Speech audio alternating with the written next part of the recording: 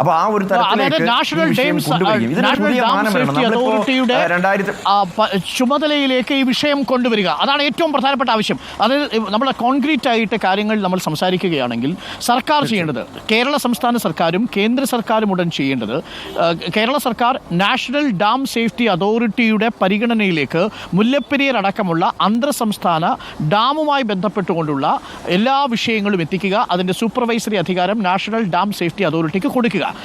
അവരുടെ ഉത്തരവാദിത്വമാണ് ഈ ഡാമിൻ്റെ സേഫ്റ്റി പരിശോധിക്കുക, ഡാമിനെ സംബന്ധിച്ചുള്ള ഏതെങ്കിലും അന്തിമ തീരുമാനം എടുക്കുക എന്നുള്ളത്. ഇതൊരു അന്തർ സംസ്ഥാന ഡിസ്പ്യൂട്ടായിട്ട് നിൽക്കുമ്പോഴാണ് കോടതിയിലേക്ക് പോകേണ്ടതും നിയമപരമായി മാത്രമേ അതിനെ അഡ്രസ്സ് ചെയ്യുകയും ചെയ്യുന്നത്. അപ്പോൾ അതാണ് നമ്മുടെ പ്രയോറിറ്റി, നമ്പർ 1 പ്രയോറിറ്റി അതാകണമല്ലേ. അതിന് കേരളവും പ്രഷറൈസ് ചെയ്യണം, നമ്മുടെ പൗരസമൂഹവും പ്രഷറൈസ് ചെയ്യണം. ഇതല്ലേ ഡീൻ കുര്യാക്കോസ് ഏറ്റവും പ്രധാനപ്പെട്ട കാര്യം. കേന്ദ്രമാണ് അതിൽ അന്തിമ തീരുമാനമെടുക്കേണ്ടത്. തീർച്ചയായിട്ടും. കാരണം ഇന്നിപ്പോൾ നമുക്ക് അനുകൂലമായ ഒരു നിയമനിർമ്മാണം നടന്നു. ഇപ്പോൾ പാർലമെൻറ്റിൽ 2021 ആ നാഷണൽ ഡാം സേഫ്റ്റി ആക്ടിനെ പിന്തുണച്ച് സംസാരിച്ചിട്ടുള്ള ഒരു ജനപ്രതിനിധിയാണ്. കാരണം ഇപ്പോൾ സുപ്രീം കോടതി വിധി 2014 വന്നു.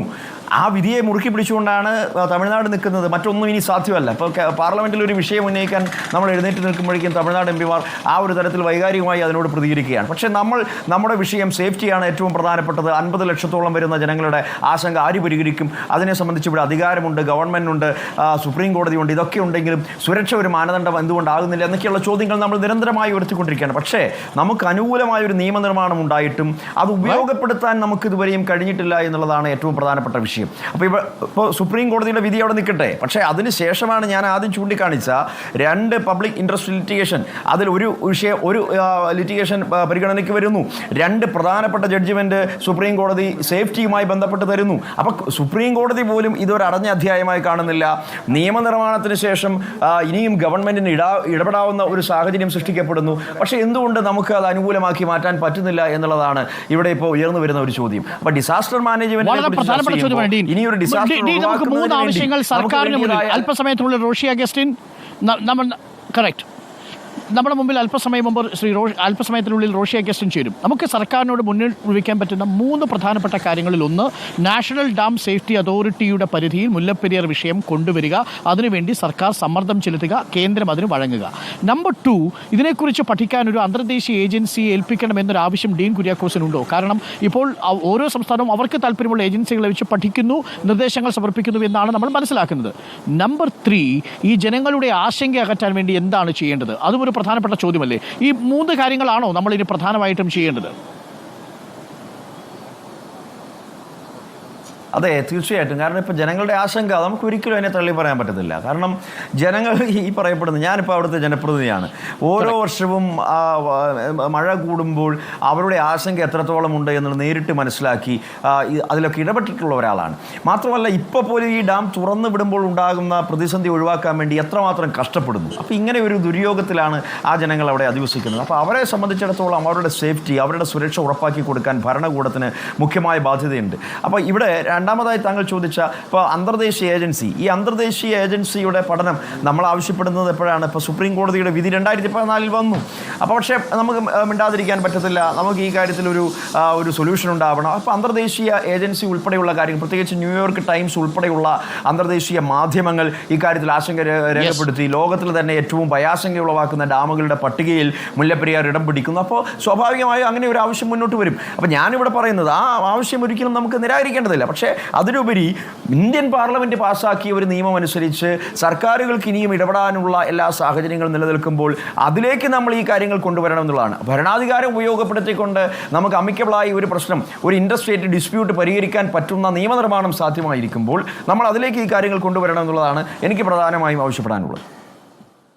വളരെ പ്രധാനപ്പെട്ട കാര്യം. ഞാൻ ഒരു ചോദ്യം കൂടി ഡീൻ കുര്യാക്കോസ് ചോദിക്കുന്നു. അതായത് നമ്മുടെ ജനങ്ങൾ ഇപ്പോൾ ഇവിടെ വന്നപ്പോൾ അവരുമായി സംസാരിച്ചതിൽ നിന്ന് മനസ്സിലാക്കിയത്, ഈ തമിഴ്നാട്ടിലുള്ള 5 ജില്ലകളിലെ ജനങ്ങളും കർഷകരെയും നമുക്ക് വിശ്വാസത്തിലെടുക്കാൻ കഴിയുമോ? കാര്യം അവിടെയുള്ള രാഷ്ട്രീയ നേതാക്കളെ അത്ര പെട്ടെന്ന് നമുക്ക് വിശ്വാസത്തിലെടുക്കാൻ കഴിയില്ല. കാരണം അവർ പലപ്പോഴും അതിനെ വൈകാരികമായി അവരുടെ രാഷ്ട്രീയ താല്പര്യത്തിന് വേണ്ടി ഉപയോഗിക്കാനുള്ള സാധ്യതയുണ്ട്. പക്ഷേ അവിടെയുള്ള ഈ 5 ജില്ലകളിലെയും കർഷകരെ കൂടി നമുക്ക് ഈ ചർച്ചയുടെ ഭാഗമാക്കാൻ അങ്ങനെ എന്തെങ്കിലും ഒരു സംവിധാനം MP എന്ന നിലയിൽ ഡീൻ കുര്യാക്കോസ് നമുക്ക് ആലോചിക്കാവുന്നതാണോ? ഉദാഹരണത്തിന് കേരളത്തിൽ നിന്നും തമിഴ്നാട്ടിൽ നിന്നുമുള്ള MP-മാരുടെ ഡെലിഗേഷൻ ഒരു ചർച്ച തുടങ്ങി വയ്ക്കുന്നത് നന്നായിരിക്കില്ല ഈ ഘട്ടത്തിൽ. കാര്യം ഇതൊരു വൈകാരിക വിഷയമായി ഏതെങ്കിലും രാഷ്ട്രീയ നേതാക്കളുടെ സ്വാർത്ഥ താല്പര്യത്തിന് വിട്ടുകൊടുക്കാൻ പാടില്ലല്ലോ ഈ വിഷയം. അതായത് ഇതിനകത്ത് ഇപ്പോൾ എം പിമാർ, ഇപ്പോൾ കേരളത്തിൽ നിന്നുള്ള എം പിമാർ, ഇപ്പോൾ ഞാൻ ഇടുക്കി പാർലമെൻറ്റ് നിയോജക മണ്ഡലത്തെ പ്രതിനിധീകരിക്കുന്നു. കേരളത്തിൽ നിന്നുള്ള എം പിമാർ, ഞാൻ പറയുന്നത് കേൾക്കുന്നുണ്ടോ? കേൾക്കാം. ഹലോ ഹലോ ഹലോ ഞാൻ അതായത് കേരളത്തിൽ നിന്നുള്ള എം പിമാർ നേരിട്ട് ഈ വിഷയത്തിൽ ചർച്ച ചെയ്യാൻ പറ്റുന്നത് അതെപ്പോഴാണ്? സംസ്ഥാന സർക്കാരിൻ്റെ ആധികാരികമായ ഒരു ഡയറക്ഷൻ നമുക്ക് ലഭിക്കണം. കാരണം ഇത് സംസ്ഥാനത്തിൻ്റെ വിഷയമാണ്. ഇപ്പോൾ ഇടുക്കി പാർലമെൻറ്റ് മണ്ഡലത്തിൻ്റെ ഒരു വിഷയമല്ലത്. ഇടുക്കി പാർലമെൻറ്റ് നിയോജക മണ്ഡലം ഉൾപ്പെടെയുള്ള കേരള സംസ്ഥാനത്തിൻ്റെ വിഷയത്തിൽ സംസ്ഥാന സർക്കാരിൻ്റെ നയപരമായ ഒരു തീരുമാനമനുസരിച്ച്, നയപരമായ ഒരു ഡയറക്ഷൻ അനുസരിച്ച് മാത്രമേ എം പി എന്നുള്ള നിലയിൽ എനിക്ക് തമിഴ്നാടുമായി സംസാരിക്കാനുള്ള അവകാശമുള്ളൂ, അല്ലെങ്കിൽ അതിനനുസരിച്ചുള്ള ആധികാരികതയുള്ളൂ. അല്ലാതെ ഞാൻ തമിഴ്നാട് സർക്കാരുമായി സംസാരിച്ചാൽ അതിനെ സംസ്ഥാന സർക്കാർ തള്ളിപ്പറയുന്ന ഒരു സ്ഥിതി ഉണ്ടാവും. അതുകൊണ്ട് മുഖ്യമന്ത്രിയാണ്, അല്ലെങ്കിൽ കേരള സംസ്ഥാനം, ഇപ്പം നമുക്ക് അനുകൂലമായ അന്തരീക്ഷമുണ്ട്. താങ്കൾ ചോദിച്ച ഒരു ചോദ്യം വളരെ പ്രസക്തമാണ്, വളരെ റിലവൻ്റ് ആണ്. അതായത് എന്തുകൊണ്ട് ഇപ്പോൾ കേന്ദ്രത്തിൽ പാർലമെന്റിൽ, പ്രത്യേകിച്ച് ഇപ്പോൾ ഇന്ത്യ സഖ്യത്തിലാണ് നമ്മൾ പ്രവർത്തിക്കുന്നത്, പക്ഷേ ആരാണ് ആ തീരുമാനം എടുക്കേണ്ടത്? സംസ്ഥാന മുഖ്യമന്ത്രിയാണ്. ഇപ്പോൾ ആ സീറ്റിൽ ഇരിക്കുന്ന ബഹുമാനപ്പെട്ട ശ്രീ പിണറായി വിജയനാണ്. അദ്ദേഹം പറയണം കേരളത്തിലെ എം പിമാർ തമിഴ്നാട്ടിലെ എം പിമാരുമായി സംസാരിക്കാൻ കേരള സംസ്ഥാന സർക്കാർ ഒരു തീരുമാനമെടുത്താൽ അതിനെ താങ്കൾ മുന്നിൽ നിന്ന് തന്നെ നയിക്കും.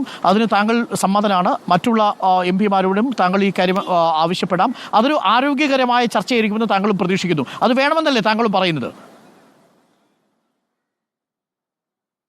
തീർച്ചയായിട്ടും. ഇപ്പോൾ തമിഴ്നാട് എം പിമാരുമായി ഞങ്ങൾ നല്ല സൗഹൃദത്തിലാണ്.